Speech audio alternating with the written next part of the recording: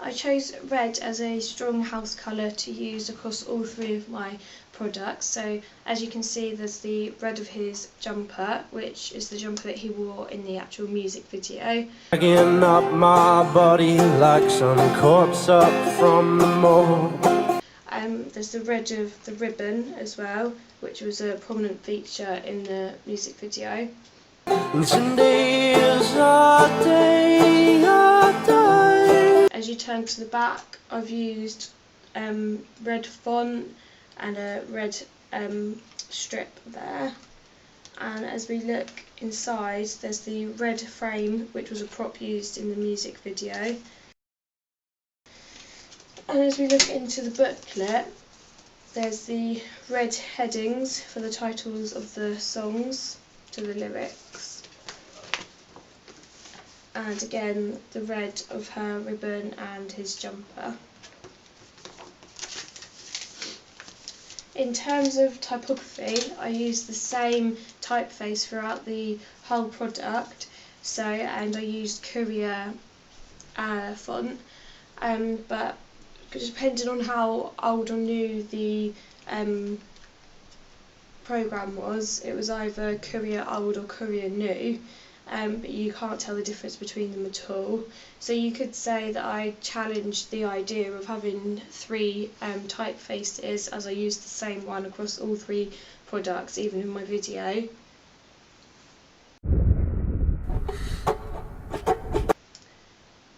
I did this to make it look simple and not look too fussy. So as you can see, the back cover of my CD cover is all the same typeface, as well as the front cover, and as well as the lyrics in my booklet, which are quite tiny. Also made sure that both the spines were the same typeface also. The typeface is classed as sans serif, which is very modern and functional, and it's redeemed as masculine. And I chose this because I wanted to make it simple across all three products, didn't want anything fussy, to suit my genre of acoustic/folk. Image motifs in my ancillary tasks and my music video. One specific one was the frame. So that's the frame that I used for my ancillary task, which is actually drawn, because I wanted to go for this drawn theme in my ancillary task. So as you can see, the front cover, I drew Johnny out and also Hannah, and this for the disc panel, the frame is drawn, and on the back I've got the drawn sort of sketchy effect for the drawn out bit of the sea. And I took inspiration from Jason Mraz's CD cover to do this, and I thought that it matched my genre really well. So in terms of image motifs, one specific one was the frame, which is on this disc panel, also in my music video, and also on the back cover. When creating this, when sort of deleting parts of the photograph to make it look sort of sketchy, I noticed that there was a silhouette of two people there. So I used a red pen and drew round them to look like the same frame in my music video. So it's very discreet, but still works well. Also, with this back cover, this shot's actually used in my music video of the records flying into the sea. It only lasts for about sort of 2 to 3 seconds, but it's quite, because it's sort of out of the blue, it's quite noticeable and quite a strange concept to have.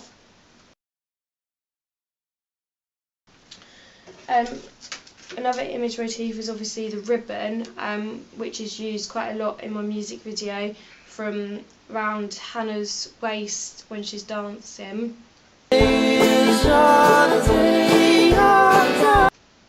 and round Johnny's eyes to match the lyrics of the visuals.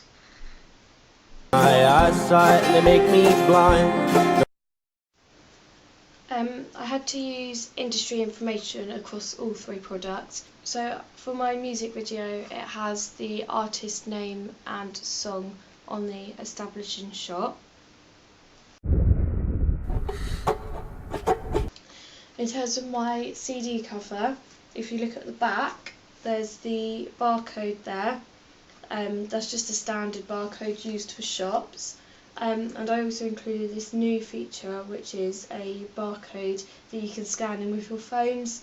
And this all links with sort of Web 2.0 and how the internet is very interactive now, and how you can access it so easily using smartphones and iPods. Also at the bottom here, it has produced by my name, signed by, and it has Swift Green Records, which is the record label that Lister is signed by.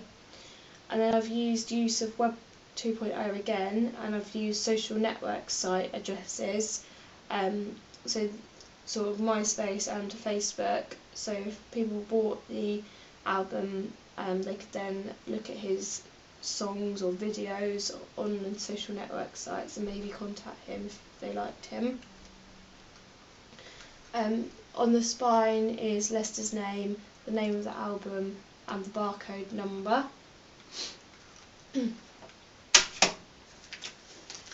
On the back of the booklet is his it's who it's produced by, which is me, the date it's produced by, also the barcode number at the bottom there.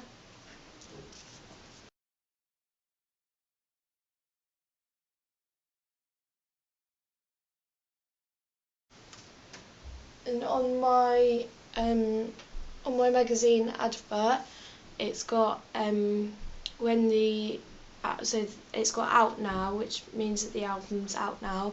It's got the name of the artist, and I used a picture of the front cover of my CD, so that it makes it recognisable to the audience what is being promoted, and also when they then come to sit on the shelves, they'll be able to recognise it straight away, pick it up and go and buy it.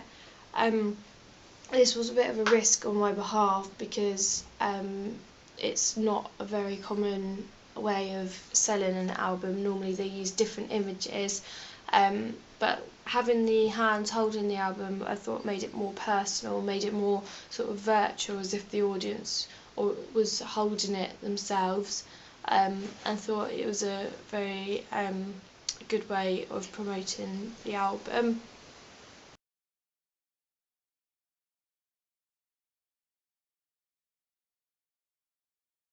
The layout design across all 3 products are very similar. In terms of the video, things are very simplistic, which is the same across all 3 tasks. I've used the video is in colour for most of it, but I've also used black and white scenes as well, which adds to the simplicity, which matches the genre. Across the ancillary tasks, as I've spoken about before, I used this sketchy idea. So I haven't just used this on the front cover, but I've used it throughout the whole booklet. So on the poster, on the inside of the booklet with all these pictures, and on the back of my CD cover. And this was really sort of my theme across the album cover, so that it matched all the way through and included white space all the way through also, and the use of the red as well. The genre for my music video was folk acoustic. So I wanted to make sure that all my ancillary tasks and my video was very simple, so matching to the genre of acoustic. So to do this, obviously there's a lot of white space on my ancillary task, across the whole product, and my booklet. There. Also the colours are very simple, so mainly black and white with a flash of red as my house colour. And generally the whole style, so the whole sort of sketchy style matches really well. It's not loud, but yeah, it's still quite original. And I looked at Eric Clapton's album cover and used half of Johnny's face there to show that he's not trying to sell his music through his image, but through the actual sort of rawness and through the sort of talent of his music rather than his star image. With my use of images, I've used Johnny on the front cover so that he's recognisable on the shelves, so people know that it's his music, it's promoting his music. But because Hannah played a big part in the video, I've also put her in the background, but being less significant. In terms of in the booklet,